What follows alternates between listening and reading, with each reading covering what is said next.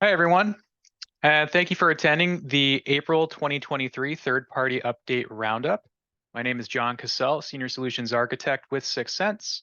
And today I'll be covering some of the most popular third-party products that have received updates since the start of the month. And there have been a number of security bulletins and advisories in April. A quick note for those that follow this webcast, I typically collect and present the latest updates in the last week of each month. However, next week, the Syxsense team will be at the 2023 RSA conference in San Francisco, including myself, and we decided to prioritize it for this week instead.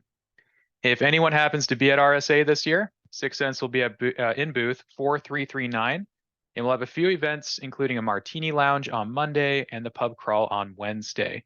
So please come see us. And even though we're in our third week of the month for this webcast, it doesn't mean there's any shortage of content. There's actually still plenty to cover, including discussing a few zero-day exploits. Additionally, for third-party updates, we have no idea when they'll actually be provided by vendors. Most manufacturers actually have no guaranteed release cadence to rely on.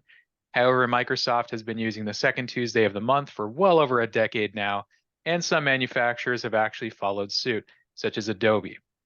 Another that does have a guaranteed release cadence would be Oracle, and we will be covering their security advisory today. They have a quarterly critical patch update listing, and we'll cover that in a little bit. Let's briefly discuss what a vulnerability is, though, versus what a patch or an update does. A vulnerability is a bug or a misconfiguration in a product, an application, or an operating system that, if exploited, allows that product or system to be compromised by an attacker. A patch or an update, rather, is a piece of software or code published by that vendor of the product or system to resolve the vulnerability. With that being said, not all vulnerabilities can be patched, and not all patches resolve vulnerabilities.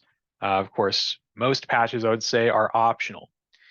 If a vulnerability exists in a product or system, but no patch or workaround is available, then the vulnerability is considered a zero-day exploit. And those are probably the ones that you'll be hearing about a lot more. Before we get into the latest updates since the month started, how do we prioritize them? There are actually multiple strategies out there. However, here at Syxsense, we focus on 6 different factors. The first is going to be vendor severity, and this typically ranges from critical severity to non-applicable or an optional, and that comes directly from the manufacturer of that update. It is very important to always check the vendor severity of any updates. However, I always recommend to bear in mind, it can always clearly be a biased rating. Many third-party updates don't receive severities from their manufacturers, as obviously it would highlight the product or application in a negative light. So instead, to combat this, we prioritize and always recommend the industry severity more, such as the CVSS score or the Common Vulnerability Scoring System. Calculated by an independent organization, this score ranges from 0 to 10, with 10 being the most severe and critical. The higher the rating, it typically entails higher possibility of exploitation. Then we deal with the state of the vulnerability, such as whether it's weaponized.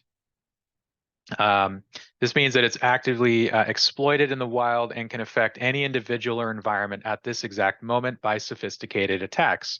And unfortunately, we will have a few of those to discuss today.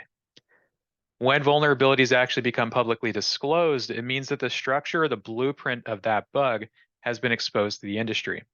Doesn't necessarily mean that it's currently being exploited and weaponized, but that the details are out there on how to weaponize it. And these are typically published by bug bounty programs, independent researchers, or sometimes the manufacturers. Many actually are not going to release that information as well. I always cover this on every single webcast, especially when we talk about Chrome from Google.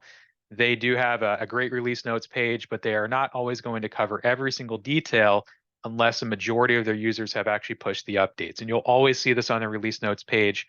Much of the information is going to be hidden until the industry exposure has been lessened. Countermeasures are also a possibility and are provided in 2 ways, either a mitigation, such as a configuration from an antivirus or an EDR that is stopping the vulnerability in its tracks without urgently deploying a main system update or a patch per se. And the other countermeasure is a workaround, such as a registry, policy, or service configuration change that also prevents the vulnerability from being exploited. And a great example of this is when Microsoft provides a recommended policy or registry change without the need to actually deploy an out-of-band update. Finally, the sixth factor, and what we offer, of course, here at Syxsense with our solution in determining our strategy, is the exposure and the breakdown. What is based on our tool or solution that's being used to detect and report on outstanding vulnerabilities across the device fleet. Every environment is, of course, different and typically includes various versions of operating systems. Knowing where those vulnerabilities exist and where they exist allows us to better target, of course, our endpoints for remediation. And as well, of course, this fits into compliance. Okay, so the third-party products we'll be discussing today have all received updates since the month started and all resolve some sort of vulnerability, as well as some zero-day exploits, which, of course, we'll cover. Also, all products mentioned do have advisories from the Cybersecurity and Infrastructure Security Agency to update as soon as possible. First, Adobe dropped a number of updates across various products. They issued advisories across 6 separate product lines between Windows, Mac OS, and some cloud services. These products include Adobe Acrobat and Reader, Dimension, Substance 3D Stager, Substance 3D Designer, InCopy, and Digital Editions. Among all products, Adobe resolved a total of 56 separate vulnerabilities, with most unfortunately being critical in nature. And that's a smaller list compared to last month's astounding 106 vulnerabilities in a single advisory, which was one of the largest I have ever seen from them. Adobe Acrobat and Reader specifically received updates to resolve 16 separate vulnerabilities, with 14 of them actually being critical in nature. And 4 receiving CVSS scores specifically of 8.6. It's actually quite common for them to rate updates as critical. They actually have 2 vendor ratings. I'll talk about the other one in just a second. They might use the classification of critical. The CVSS score may not line up. It might be something typically along the lines of 7.8. And then they also have their vendor priority. The critical items for this particular patch include, or the particular product line, include improper input validation, improper access control, out-of-bounds read, out-of-bounds write, and use after free issues, all of which exploited could lead to arbitrary code execution, common term we'll always hear from Adobe's updates, or advisories rather, or security feature bypass issues. So that other priority rating, it's worth noting that Adobe does provide, along with their security bulletins, and Acrobat and Reader received a typical priority of 3. Since a lower Adobe priority rating is actually more concerning, so it's a little bit opposite here, 10 in the CVSS scale is the most critical, the lower the number with an Adobe rating is going to be a problem, of course. This means that these products, according to Adobe, they're not at elevated risk of being exploited. And they typically stamp their product updates with a priority of 3 with lesser chance. And fortunately, all of the 6 products discussed today have priority ratings of 3. A little bit different than last month, where we saw that Cold Fusion had a lower priority because it was being actively exploited.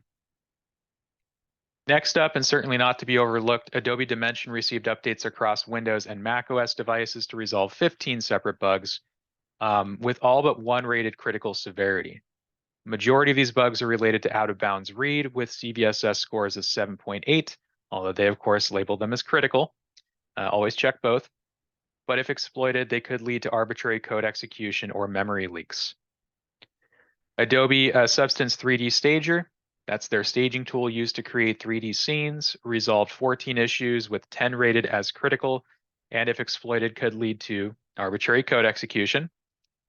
Substance 3D Designer, their 3D asset, model, and lighting designer, received 9 separate fixes, with all rated as critical, with CVSS scores of 7.8.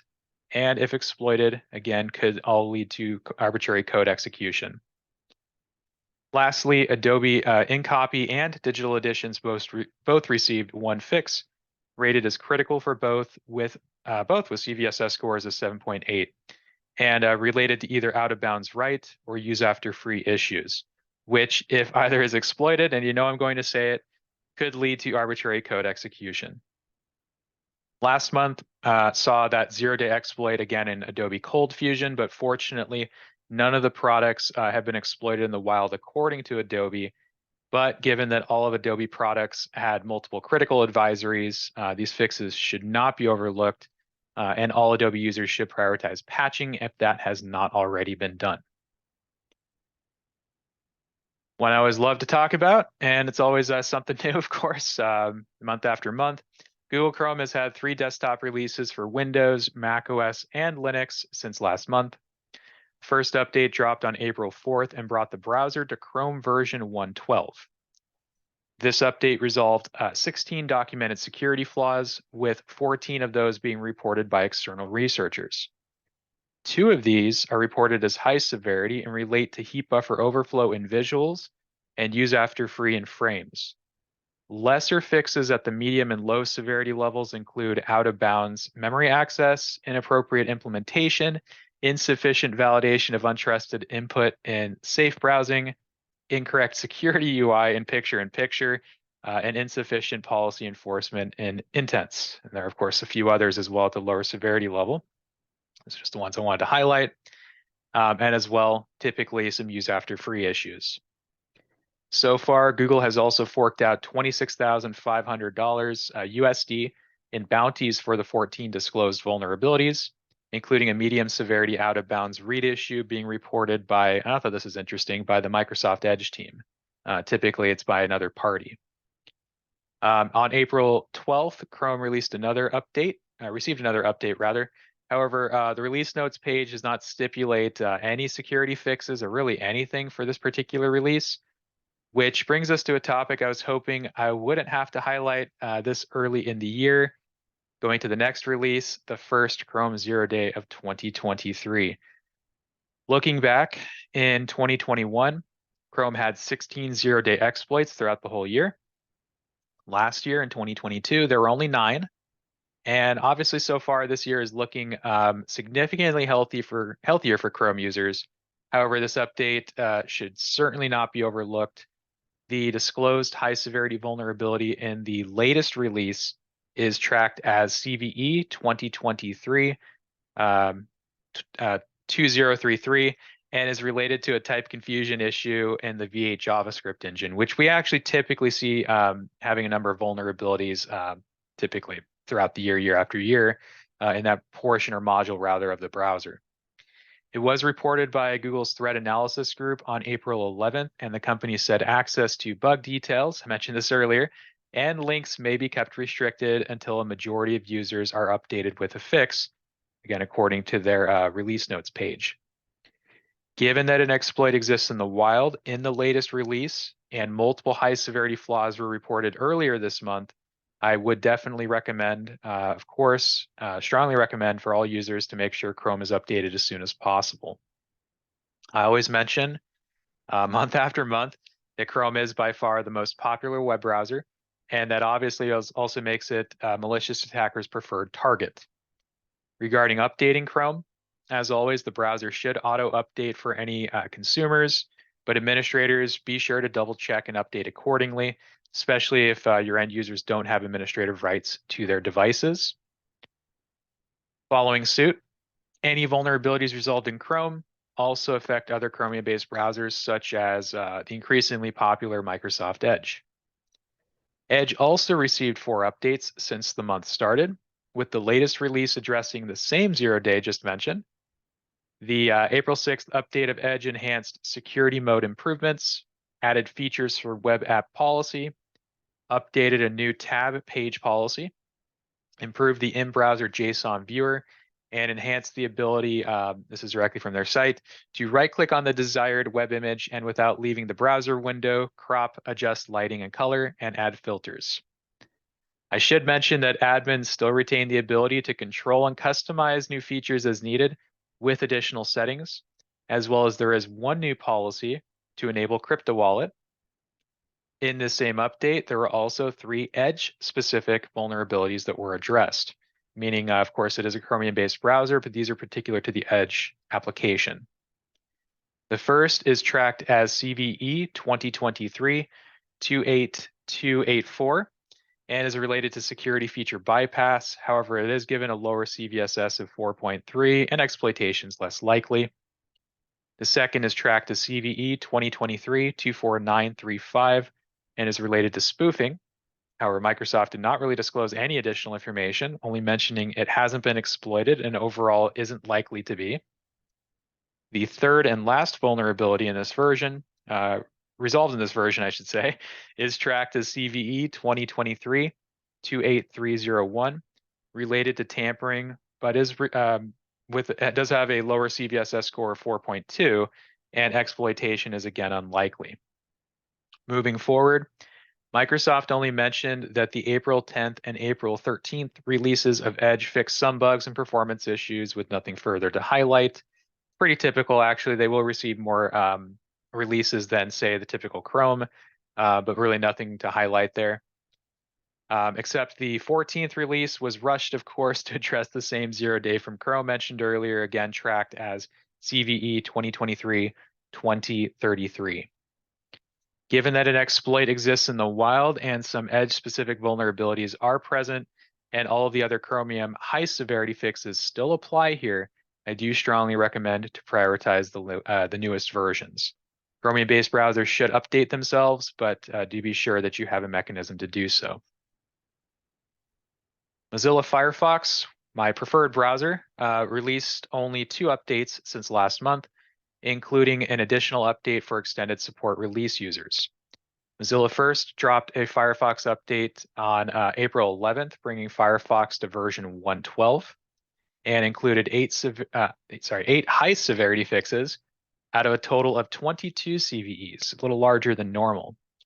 One of the fixes are specific to macOS, one is specific to Linux distributions, 2 are specific to Android, and 3 of the CVEs are specific to Windows. But others include user confusion and spoofing, memory corruption, multiple race conditions, and memory safety bugs across the stable and extended channel. This version also made improvements to ease of password maintenance, resource improvements for Intel GPUs and Windows, and the deprecated U2F JavaScript API is now disabled by default. The April 17th release of Firefox also included one single fix where cookie dates appear to be set in the far future after updating the browser and may have caused cookies to be unintentionally purged. So do bear that in mind. Although not as popular, of course, as Chrome to exploit, this month included more security fixes than in previous months with Firefox. And of course, I would recommend updating it if it applies to you.